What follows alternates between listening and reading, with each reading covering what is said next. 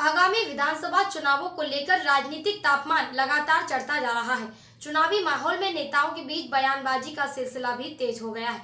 इसी क्रम में केंद्रीय मंत्री और लोक जनशक्ति पार्टी के प्रमुख चिराग पासवान ने कांग्रेस सांसद और लोकसभा में नेता प्रतिपक्ष राहुल गांधी पर तीखा हमला बोला है।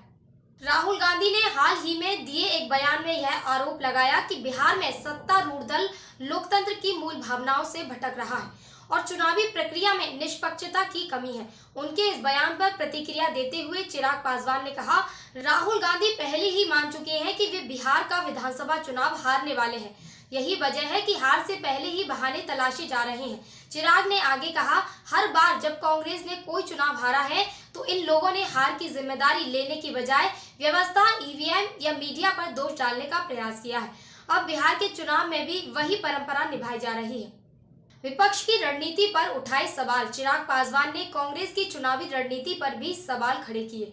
उन्होंने कहा, जिस पार्टी के पास खुद कोई ठोस नेतृत्व नहीं है और जो केवल गठबंधन के सहारे राजनीति करने की कोशिश कर रही है, वह बिहार जैसे जागरूक राज्य में लोगों को भ्रमित नहीं कर सकती। जनता अब समझ चुकी है कि कांग्रेस के पास न तो दिशा है और न ही कोई दृष्टि।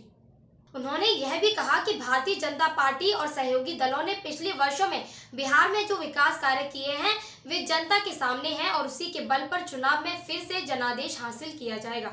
जनता के मुद्दों से भटकाने की कोशिश चिराग ने कहा। राहुल गांधी के हालिया आरोपों पर पलटवार करते हुए चिराग ने दावा किया कि कांग्रेस नेतृत्व जनता के असली मुद्दों से ध्यान भटकाने की कोशिश कर रहा है। कभी लोकतंत्र की दुहाई, कभी ईवीएम पर सवाल। ये सब चुनावी हार से पहले मनोवैज्ञानिक तरीके हैं, मनोवैज्ञानिक तैयारी है। लेकिन बिहार की जनता अब ऐसे हथकंडों में नहीं फंसने वाली।